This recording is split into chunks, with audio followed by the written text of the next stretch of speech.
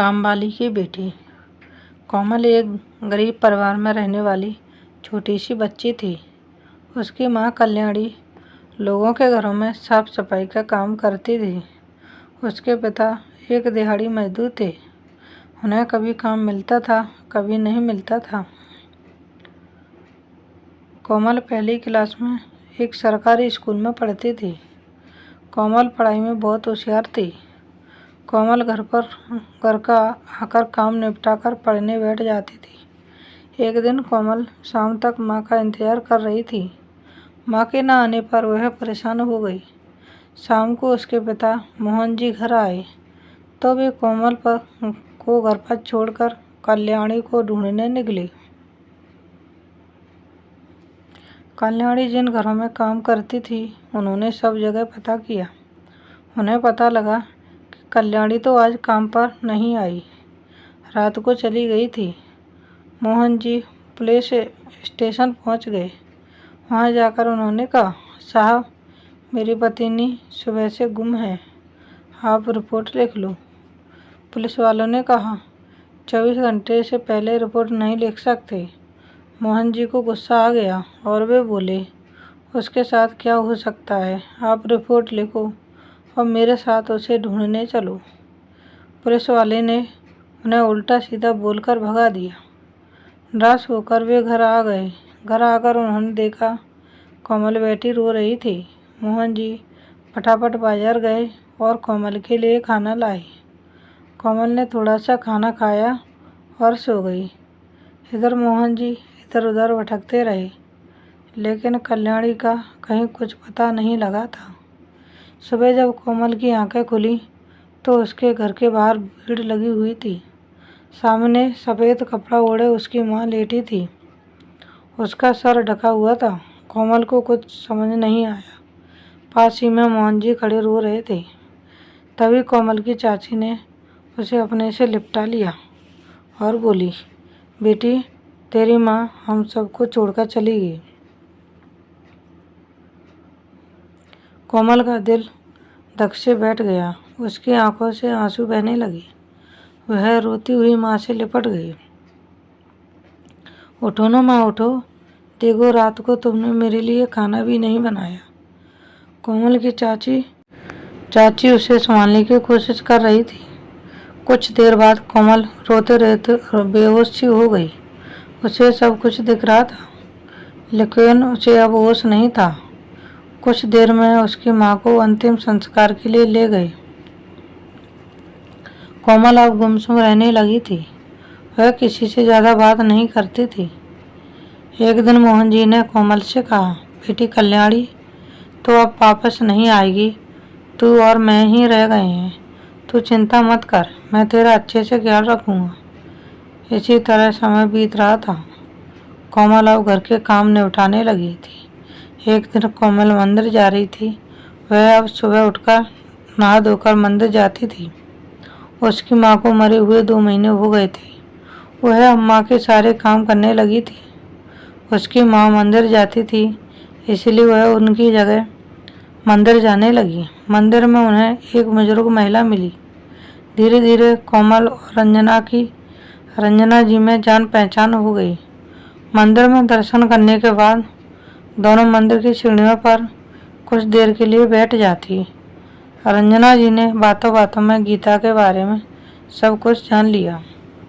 एक दिन मोहन जी घर पर ही थे। उनका काम छूट गया था। वे इसी उलझन में थे कि अब क्या करेंगे।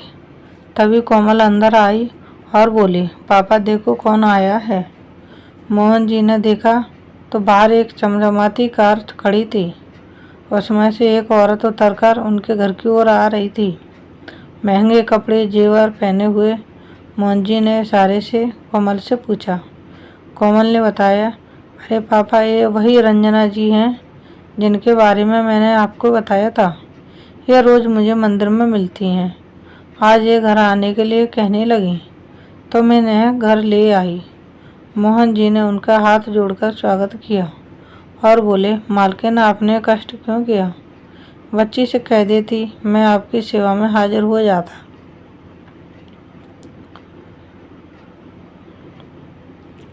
यह सुनकर रंजना जी ने कहा, कुएं को प्यासे के पास आना पड़ता है। मोहन जी बोले, मैं कुछ समझा ही नहीं। ओहो, मैं तो भूल ही गया। आप बैठिए, मैं आपके लिए कुछ खाने को लाता हूँ। रंजना जी बोली, नहीं मोहन जी, परेशान मत होइए, आप बैठिए, मुझे आपसे कुछ बात करनी है। जानते हैं आपकी बेटी कितनी होनहार और संस्कारी है। जितने ध्यान से ये पूजा करती है, मैं भी नहीं कर सकती। इसके चेहरे का तेज इसकी हंसी में घर जाकर भूल नहीं पाती। मैं चाहती हूँ कि मैं इसका अच्छे से पालन पोषण करूँ, अपने घर ले जाकर। मोहन जी जितना अपनी बेटी की तारीफ सुनकर खुश हो रहे थे, अब उतने ही दुखी होकर बोले, मालकिन, मेरी पत्नी तो पहले ही चली गई है। अब मेरे जीने का यही एक सहारा है, इसे आप ना ले जाएं। रंजना जी ने आगे कहना शुरू किया, मोहन जी, आप गलत समझ रहे हैं। मैं आप दोनों को ले जाना चाहती हूँ। आपको यहाँ कभी काम मिलता है, कभी नहीं।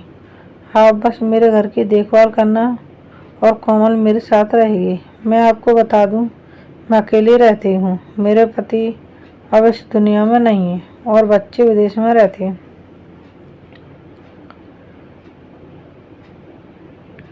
मोहन जी आंखों में आंसू आ गए।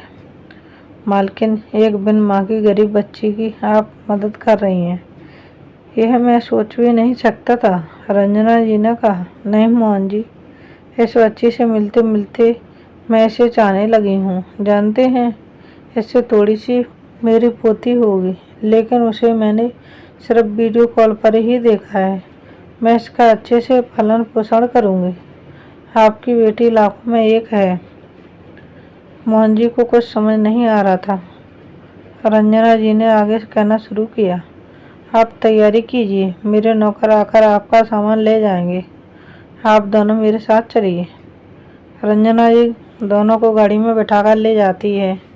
घर से दो नौकरों को ड्राइवर के साथ मोहन जी के घर भेजकर जरूरी सामान मंगवा लेती है, जिसमें सबसे पहले कोमल की माँ का फोटो था। धीरे धीरे समय बीत जाता है। एक दिन कोमल घर पर आती है, पापा देखो, मैं डॉक्टर बन गई। आज ही मुझे डिग्री मिली है। कल से मुझे सरकारी हॉस्पिटल में जाना है। मोहन जी उसे अपने साथ ले गए। एक बड़ी से हॉल में रंजना जी की तस्वीर लगी थी। मोहन जी बोले, बेटी, इन्हें नमन कर, जिन्होंने तेरी किस्मत बदल दी। माना ये देवी है अब हमारे बीच में नहीं है, लेकिन मुझे आज भी याद है। अपने अंतिम समय में इन्होंने मेरे से यही कहा था कि मेरी यही अंतिम इच्छा है, मेरा अंतिम संस्कार कोमल करे। आप यहाँ का सब संभाल लें और मैं इसे डॉक्टर बनाऊं। कोमल और मोहन जी की आंखों में आंसू बह रहे थे। एक तरफ रंजना जी के बेटे थे जो मरने पर भी नहीं आए, और एक तरफ यह गरीब लड़की थी जिसे रंजना जी को इतना प्यार दिया कि वह अपना सब कुछ इसके नाम कर गए।